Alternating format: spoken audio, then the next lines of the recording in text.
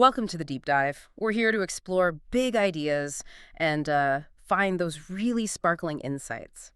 Today we're getting into a concept called divine distancing.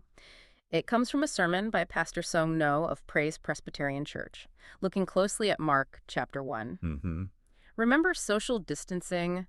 Feels like ages ago, but also yesterday. Oh, yeah.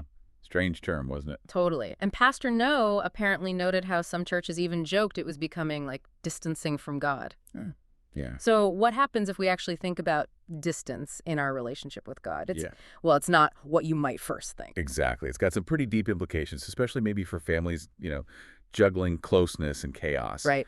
What's really fascinating, I think, is this tension the sermon brings out between intimacy, being close to God, and reverence, that sense of awe. Okay. Kind of pushes back on our usual ideas of closeness. So our mission, if you like, is to explore how real connection with God might actually need this holy distance. Okay, holy distance. Let's unpack that. Starting with the story in Mark 1, right? The man with leprosy. Yeah.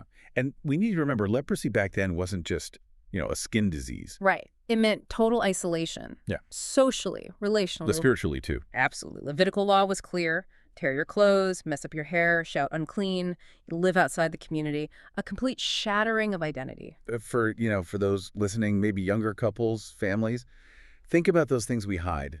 Shame, maybe anxiety, addictions, broken relationships, things that make us feel like outcasts sometimes.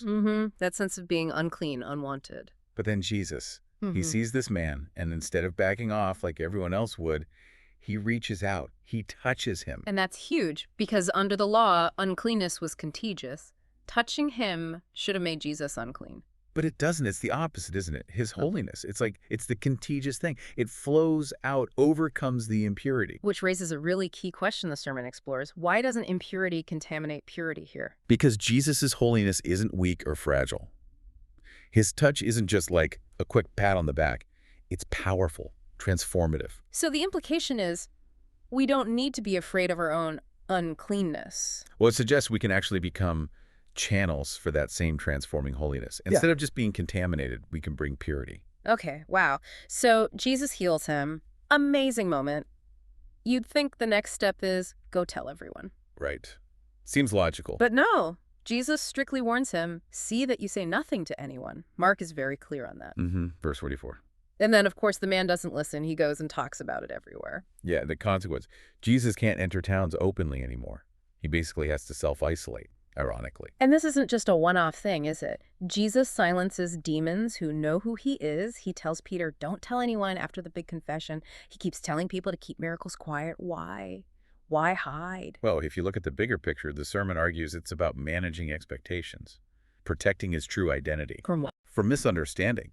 People back then, especially the Jewish community, were largely expecting a political messiah. Like a warrior king. Exactly. Someone to overthrow Rome, bring prosperity, fix their earthly problems. They wanted a superhero, maybe? But that wasn't his mission. Not the primary one.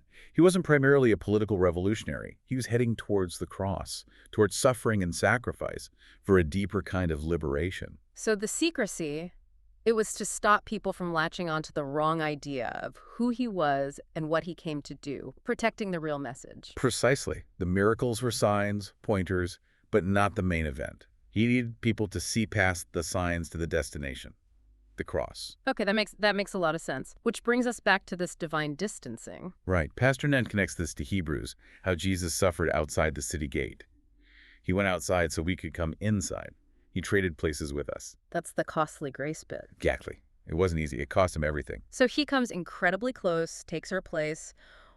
Why then do we need this holy distance? It feels contradictory. Well, think about our human tendency. We often want to, control God, don't we? Turn him into a sort of divine vending machine or a genie. Yeah. Fix my problems, make my kids behave, make sure my career takes off. Yeah. Make my plans work out. Right. Like the family blaming God because it rained on their beach vacation. Yeah. We want him to fit our agenda, our expectations. And when we do that, we're not actually worshiping God. We're worshiping an idol we've made in our own image, a God who's small enough for us to manage. But the real God, he's transcendent, mysterious, way bigger than our boxes. So holy distance isn't about pushing God away emotionally. No, not at all. It's about letting God be God, acknowledging his sovereignty, his otherness, his wisdom that's far beyond ours, especially when life throws curveballs and things don't make sense. It changes how you approach him then. Less demanding, more trusting. Exactly. Less, here's my list, God, and more, your will be done. Worship becomes less about getting stuff and more about just adoring him for who he is. So when tough times hit, instead of just, why me? Why is this happening? It allows space for, okay, I don't get this right now, but I trust you're in control, that you have a purpose I can't see yet. It's desiring God himself more than just the fixes or the blessings. Because at the end of the day, We are not God. And he is. That distance maintains that crucial distinction, reverence, awe. okay.